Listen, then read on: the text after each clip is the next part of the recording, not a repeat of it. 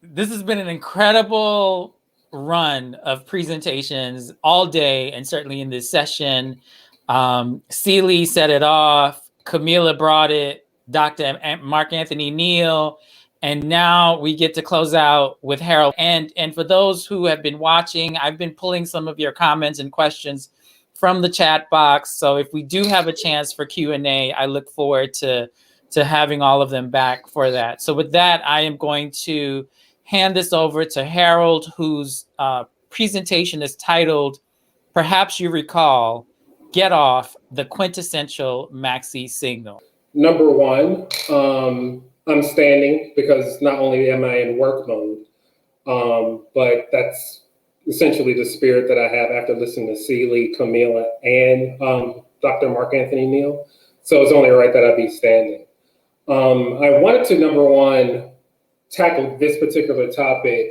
The Gett Off maxi-single is one that holds a special and near and dear place for me.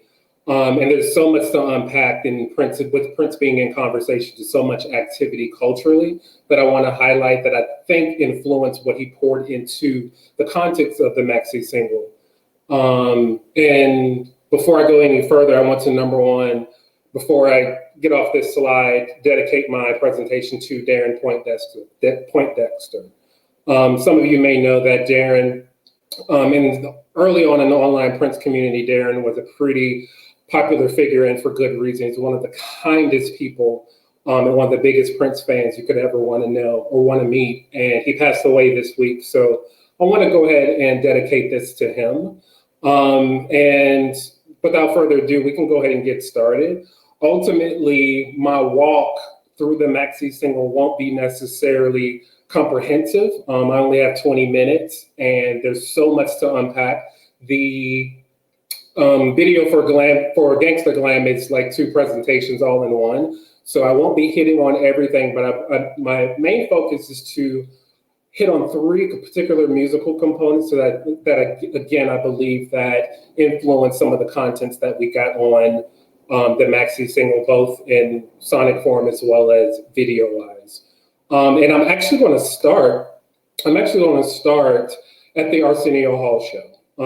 Camila Cummings already brilliantly summarized the importance of that particular appearance by Prince, and it also has equivalent importance to me.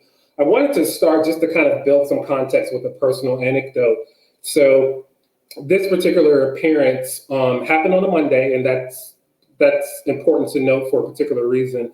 Happened on a Monday, and for someone like Prince, who had outright ignored all late night television from a talk show circuit standpoint for arguably the most popular decade of his career, the most commercially viable decade of his career, for his first late night TV show performance to be not only Arsenio Hall, but considering Arsenio was also relatively new and he could have easily gone to for a more established brand to reach the expansive audience that he may have wanted to reach. That in and of itself said something. This was Arsenio's 2nd season. He very quickly established himself as, at that time, the place to go. I mean, it wasn't uncommon for Black Sheep to perform on the same episode as Bob Hope, which at that time, no other medium, no other format was doing that with that level of visibility. So for Prince to do that and for Arsenio to give him that platform and also integrate Patti LaBelle, which was Prince's suggestion, is pretty spectacular. The reason I put Monday here is just to give a little context, I was pretty young at the time of the release of Diamonds and Pearls. I'd already seen Prince twice, but I was still technically underage. Growing up as a kid, even though I was technically underage, I had a lot of latitude with Prince. So because I wasn't able to drive and I didn't have a great deal of agency, my parents, my sister, they all fully supported any activities that would not only inform my fandom, but just to support it. So one thing that wasn't negotiable, unfortunately, was my bedtime. So I couldn't stay up the night that this particular show aired. because my mother was just not open to hearing me stay up until midnight. Arsenio aired at 11 p.m., which was a bit advantageous of a slot because by the time Jay Leno came on board with the Tonight Show, he started at 11:30. So Arsenio had a 30-minute advantage. Having said that, this particular appearance happened on a Monday. So my mother, both of my parents unequivocally said, no, you can't stay up to watch it live, but you can record it. So I recorded it in our den, in my parents' den, to watch it the next morning after I got up to get ready to go to school. But that particular night, the night of this show airing, I couldn't fall asleep because my anxiety was so high. So what my sister did was a really sweet thing. I didn't ask her to do it. What she did was she slept with her bedroom door open, and she opened mine, and she played the entire show loud enough so I could hear it in my bedroom. And she is not a Prince fan. I know that she suffered for a full hour, but she knew that her little brother was in love with Prince. So next morning, I get up, I go watch the video, and of course the commercials are intact. And what ended up being my favorite segment ended up being right after this particular image. This is relevant. Obviously, Freddy Krueger isn't relevant to Prince, but it's relevant to this particular moment. And as we lead into the maxi single, in that the image that came right after this really kind of set the stage for my romance with the maxi single, particularly the video and audio that I'm going to go into right after this slide. I'm also a massive horror fan, which is an aside. But this particular image was right before the next image as the segment returned from commercial break to Arsenio Hall. And this is what you saw when the commercial break ended. Commercial break ended. Obviously, the maxi single, the Gett Off maxi single in the US had already been out for several weeks on CD or in various other audio formats. However, unfortunately, not unfortunately, but the home video counterpart was released the day after the Arsenio Hall show aired. So at the time that this aired, no one knew exactly what these images were, even though the audio campaigns were pretty socialized for the last several weeks once the maxi single was released. Once I saw this, it really truly expanded my relationship with the actual maxi single, Prince. And the lyrics that I have here on this particular slide are the lyrics that were actually in the clip as they returned from commercial break. The Violet the Organ Grinder, I won't spend too much time on this particular point, but Violet the Organ Grinder to me is one of the most important songs in Prince's entire canon.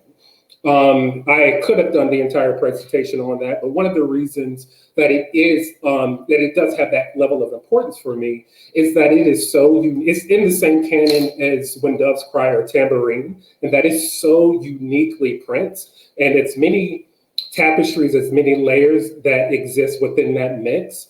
The way he kind of weaves one sound into the next, and while introducing a pseudonym that was really relegated just to one song, was really, really interesting to me. And it also piqued my curiosity for whatever reason. As a young person and well into adulthood, I saw this image, the image that he pushed forward in Violet the Organ Grinder, as potentially what Camille would have looked like. So having said that, I'm going to go ahead and start my paper. I just wanted to get that context before I go into specifics around the maxi single. I'll be going back and forth between written as well as some top of mind topics that I'll share that aren't written. So let's just go here. Good deal. The introduction of the compact disc changed the music industry forever. Though the technology and its hefty price tag was met with an enthusiasm driven by unprecedented capacity that was rid of needle skipping and the need for auto reverse, it'd only be a few years before it became the format of choice in an industry single-handedly salvaged by Michael Jackson just a few years earlier. The compact disc not only changed how consumers consumed, but how producers produce. No longer confined to the constraints that saw many of our favorite albums remain between 8 or 9 songs, artists slowly began to sequence to the new technology that afforded more creative real estate. As an aside, it could be argued that the popularity of, and at one point requisite ad that was the album interlude, was a byproduct of the additional space future generations of the compact disc offered. While cassettes still afforded more space than the earliest iteration of the 60-minute max compact disc, the new format, sound quality, and incomparable convenience over both vinyl and cassette were immediately apparent.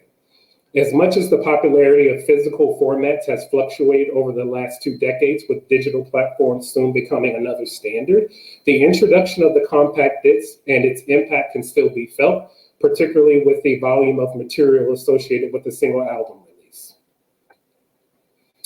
And before I get started on this slide, this is quite selfishly, again, not comprehensive. These are quite frankly just my favorite maxi singles of Prince's career. The Space Maxi single is absolutely amazing. The Universal Love mixes there are the highlight. Lubricated Lady on New Power Generation. The entire Scandalous Sex Suite is a paper unto itself, and we're going to talk about Gett Off. While maxi singles were not exclusive to the 90s, as they've become routine promotional tools for music releases beginning in the late 60s and throughout the 1980s, how they began to be utilized most notably around the volume of material included in their release shifted with this new technology. Maxi singles are defined as a promotional release having 3 or more remixes of the lead original and produced in limited quantities. While vinyl was still the standard, space limitation and sound deterioration were still inherent risks for an evolving maxi single format that had to contend with the ever-increasing importance of the remix, by then a critical tool in expanding the lifespan of an album's promotional run. Architects like Larry Levan, Ron Hardy, and Frankie Knuckles helped create the genre, and in the case of Knuckles, was able to sustain success within the medium as a premier remixer in the 1990s. A friend of these events and scholar, Adam Reed Sexton, I think Adam is in the comments, in the chat comments. Hey, Adam.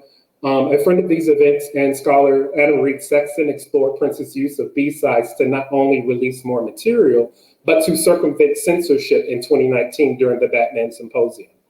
The 1980s saw Prince capitalize on the limited space offered on many singles by way of the B-side. By the top of the new decade, no longer having to limit his excess promotional material to a standard variation of the album edit, extended dance mix, and unrelated B-side, maxi singles on compact disc gave Prince a wider canvas to curate experiences around the single, varying from derivations of the original to a non-B-side composition, altogether independent and recorded outside of the thematic structure of its lead. The more common industry practice of the time, content-wise, was to include mixes of the original studio track, occasionally with unused vocal and instrumental components that endorsed particularity. At the time, situated between original releases and remix compilation albums that were on trend for pop artists such as Janet Jackson, Madonna, Bobby Brown, and Jody Watley, Prince was neither the first nor only artist to use maxi singles in unique ways, as many of the aforementioned collaborated with remix producers for exclusive content. The distinction in Prince's case, however, drew lines that all centered his reputation as an overactive producer who'd acquired a robust log of unreleased material, easing the prospect of vault material being considered for this work, and that the additional material was by and large produced by him. In the cases of Gett Off, Cream, and New Power Generation, Prince created non-album, non-B-side material based on the single and were highlights of a short but creatively fruitful period that saw Prince surpassing the margins of the original version included on the album. All right. Prince's 90s output might be his musical legacy's best kept secret. The finest example we have of his maximizing the new format's potential was for his first non-soundtrack single of the decade, Gett Off. His second song with this title within a year and partially derived from Glam Slam 91, Gett Off in both its birthday release and single iterations continued a career-long dialogue with other Black cultural producers that resulted in one of his most artistically unforced and credible forays into hip-hop and house music. Its contextual importance as the lead of what would be his most commercially successful album of the decade cannot be overstated, and speaks to Prince as not only a music scholar, but an active Black cultural observer, producer, and participant. The single also marked the return of his being co-billed with the new band, the New Power Generation, jumpstarting a highly productive period. Diamonds and Pearls, the Symbol album, I'll Do Anything, Gold Nigga, The Gold Experience, and The Undertaker are just a few of the projects over a span of a few years that utilized the inclusion of his live band in studio work in a then unprecedented way. The entire band. Originally intended as a one-off and not considered for Diamonds and Pearls at all, according to Levi Caesar Jr., the song was an atypically laborious production for Prince. Given the critical and commercial underperformance of the previous year's film and album, the somewhat sudden determination of Gett Off as the rollout lead for this first non-soundtrack album since Love Sexy was crafted for maximum cultural impact.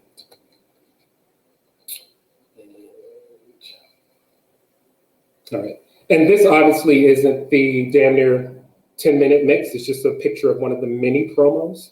And one of the many iterations of the maxi-single or the single release that Prince kicked off for this single. And it's really interesting. The entire pool of the varying releases in varying countries ended up being, I believe, 16 tracks. Prince used 16 total tracks on various iterations of the Gett Off single release. And it's what's really interesting about the Gett Off maxi single, the US maxi single, which is what I'm covering, is that as voluminous as it is, as expansive as it is, it doesn't even technically include the B-side, which is Horny Pony.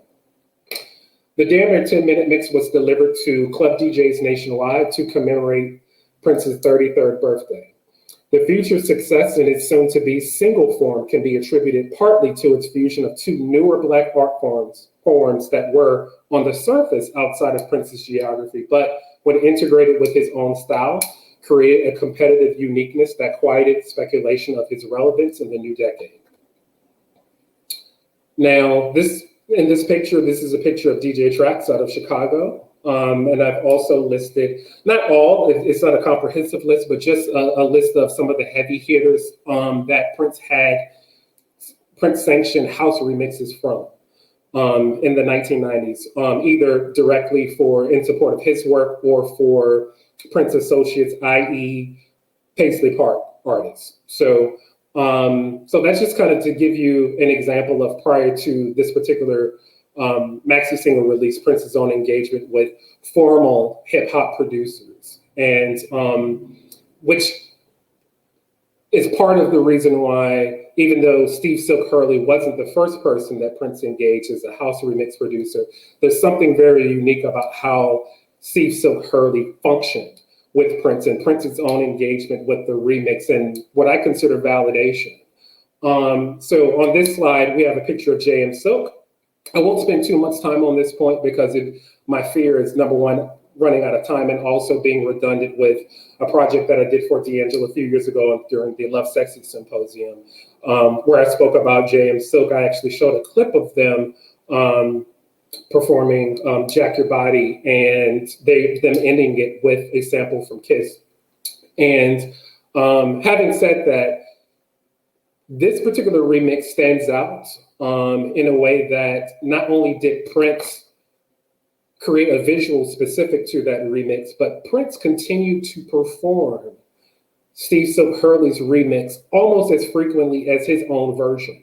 So more often than not, and there are a few exceptions, like the Hit and Run Tour 2000, 2001, he typically didn't go into the house style piece at the end, but under the performed on selection on this particular shot, you can kind of see that just from a tour standpoint, and with the exception of Raven to the year 2000, you can see all the varying eras that Prince continued to do this particular remix. And I can't think of another remixer that got this level of validation from Prince in order to not only create a visual specific to it, but for him to essentially or informally combine it with his own original composition. That in and of itself is pretty unique and stands to, I would assume, stands to be a reasonable speculation that Prince really enjoyed or really had an affinity for this particular remix. Gett Off in its album form is essentially already a remix. Masterfully produced in this iteration, Prince would make additional changes to the damn near 10-minute mix to what we'd soon know as the single version that reflected keen awareness of his pop music contemporaries, but also the potential impact of a well-crafted single initially targeted to DJs by slightly sampling an uncredited huge hit from the prior year. So on this screen, there's a little comic relief there. We're all familiar with this image from Prince's appearance on Tavis Smiley in 1998. And one of his quotes, one of the many quotes from that particular appearance was, "I don't sample." And Gett Off is an example of him actually sampling and sampling quite heavily. Yet and still, when Prince did sample, and this isn't a revelation, when he did sample, there were not contrived compositions or outright derivations of the sample, of the original work, if you will, but more so to enhance or augment his own ideas that at times could be wholly detached from the original composition. In the case of Gett Off, again, him continuing to work and laboring over the production and continuing to make changes even after the damn near 10-minute mix was released. Some of these samples come into play. So some of these samples aren't present on the original 10-minute version that he released to DJs that also got radio play, interestingly enough. The first time I heard Gett Off was in the summer of 1991 in Tallahassee, Florida on the radio, and it was played in its full form without any attachment to any upcoming album. And having said that, it wasn't common that he sampled, but he did do it. However, there's one sample that isn't listed here that I consider really, really critical to the song's success and also speaks to Prince having a keen awareness, and again, what I've already mentioned is his being a Black culture observer, and then in this particular case, a participant. So let's just go ahead and go to that next screen. So 1990 was a really, really busy year in pop music. And this particular shot was a bit too, for me, to kind of condense, because I was going to show kind of similar to what Camila would have done, or actually did, with a far less sophistication. Her slides are beautiful. But I just took the top 10 singles of the from Billboard of the Hot 100. And I wanted to highlight that not only was Hold On huge, even though it shows up 8 overall in the Hot 100 pop, the single was #1 sold. It won the Grammy in 1990, and it was pretty ubiquitous. And one of the particular pieces I'll mention, even in advance of Gett Off, another well-known and highly successful song that sampled Hold On prior to Gett Off was LL Cool J's Booming System. So if you go back to LL Cool J's Booming System, and as much as I have Mama Said Knock You Out, I don't recall whether or not Hold On is credited, but it's listed. It is, in fact, a sample, rather. So at this particular point, I'm a fan of press play. I have a saying, press play. Instead of talking ad nauseum around music, I believe in having media to enhance the experience. So I'm going to have D'Angelo play a side-by-side sample. And before she does that, one of the things that I want to highlight, and Prince does so expertly, and it's really, really clever what he did. So Hold On samples the Payback from James Brown, right? So it samples the Payback from James Brown.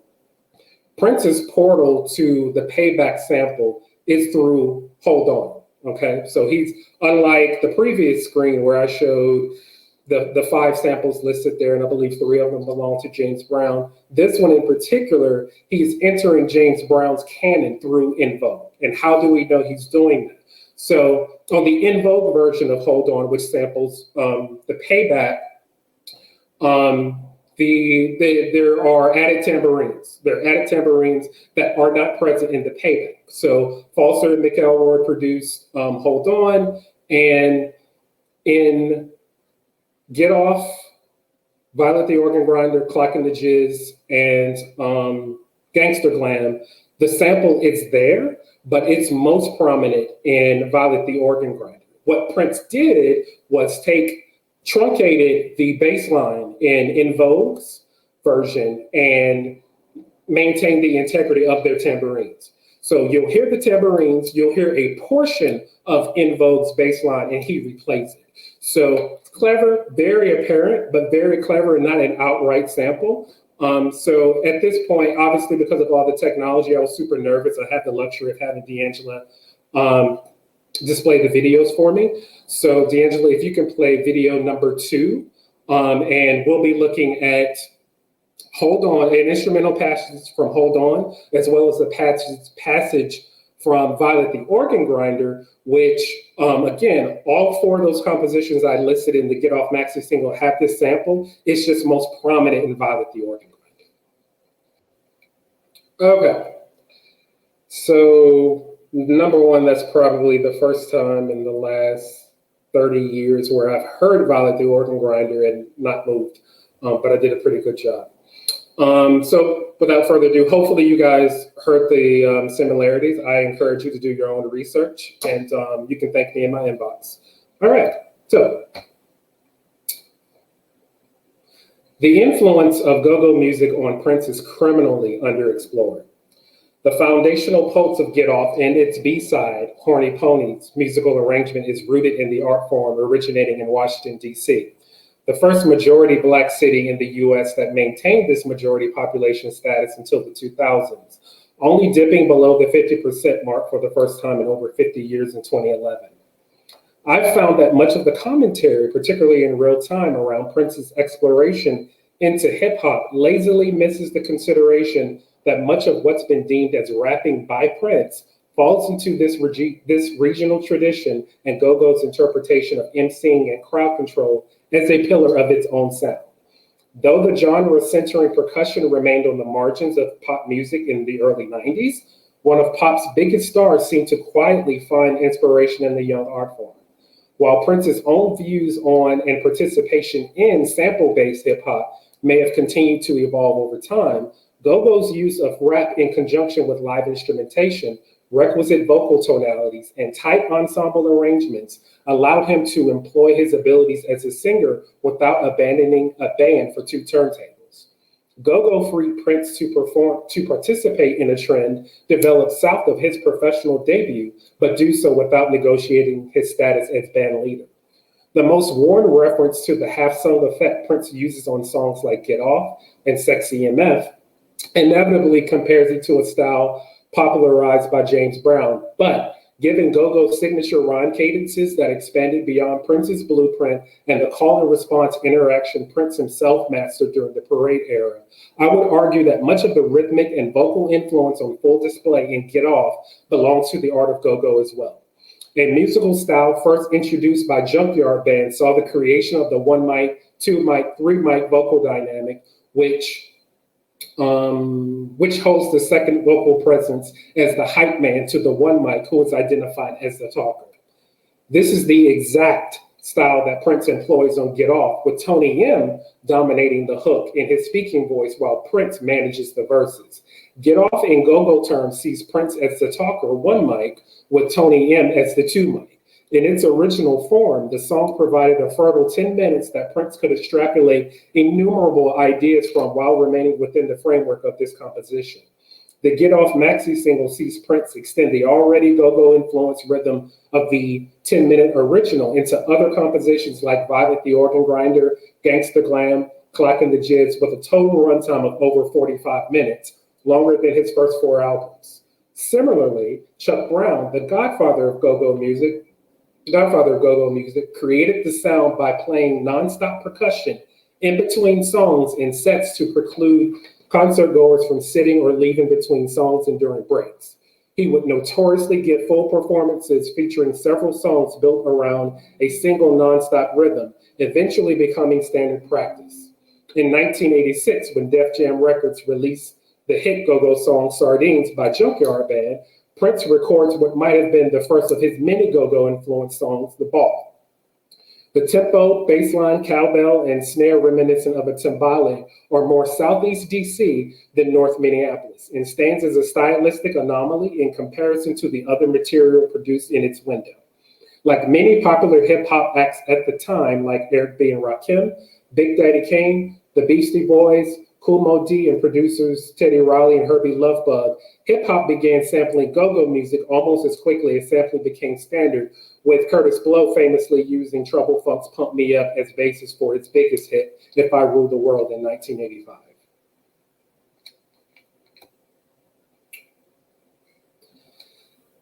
Decades removed from performances, okay, shout out to Shirtless LL.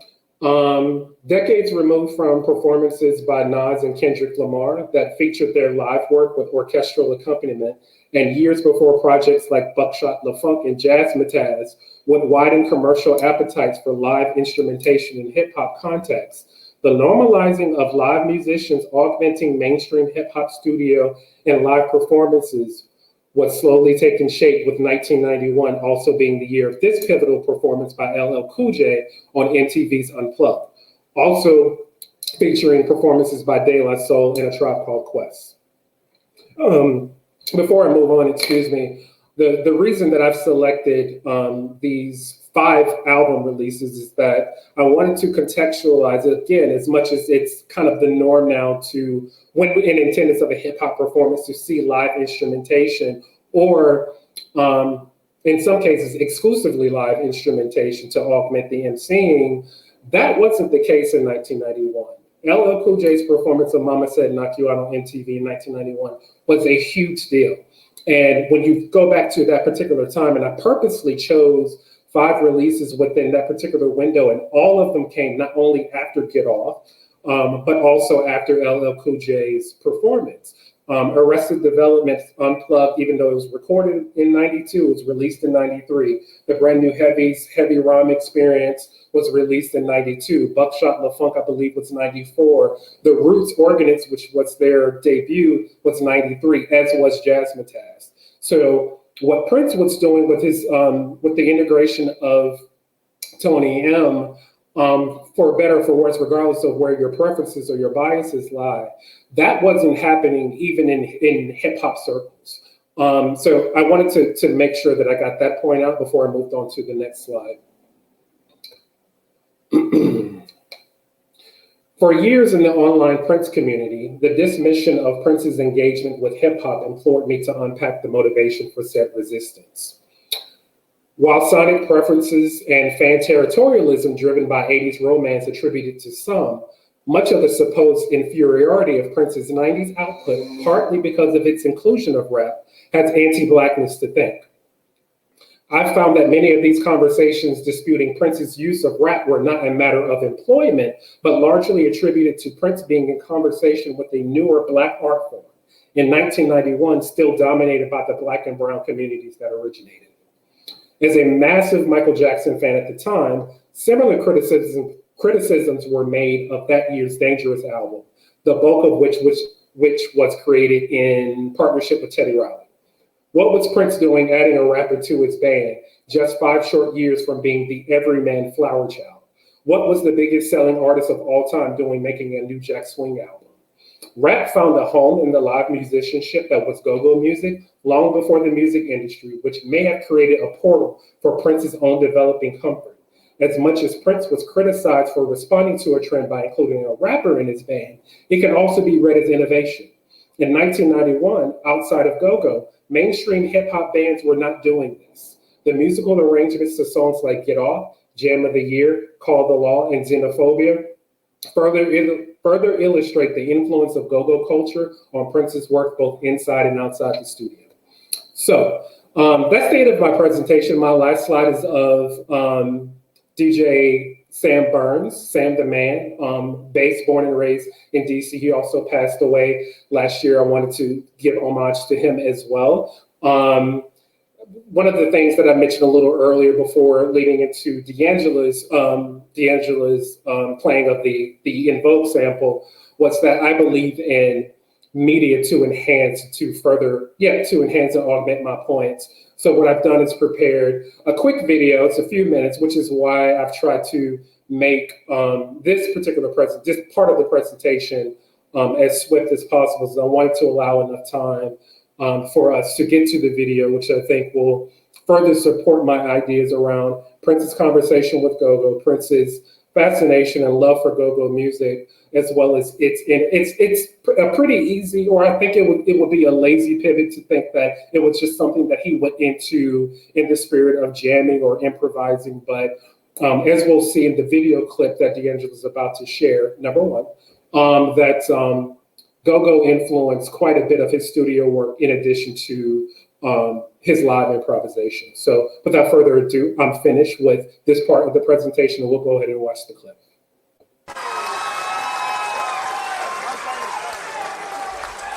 Back in the day, radio was localized. Come up to DC, you'd hear go-go for the first time in your life. Oh, my God.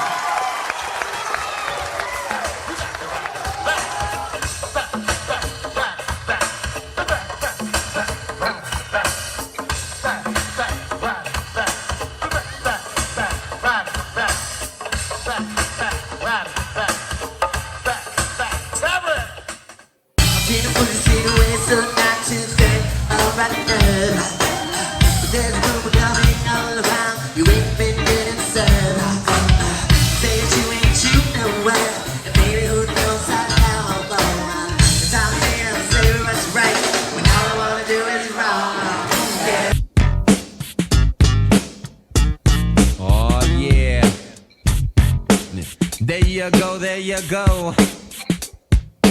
Honey people, gather here. We are fixing to put it in all your ears. We got a new dance for the next 80 years. I'm talking about the dance that every parent fears the most.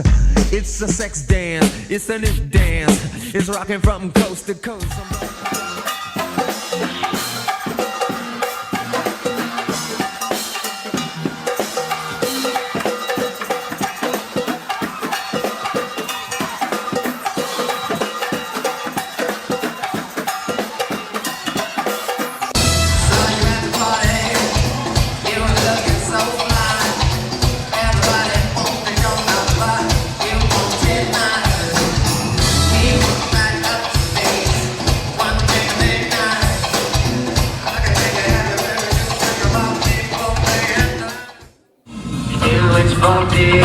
But she couldn't dance. So gifted to phone, stage for the blinders. Who's stepping who? I'm about to get some.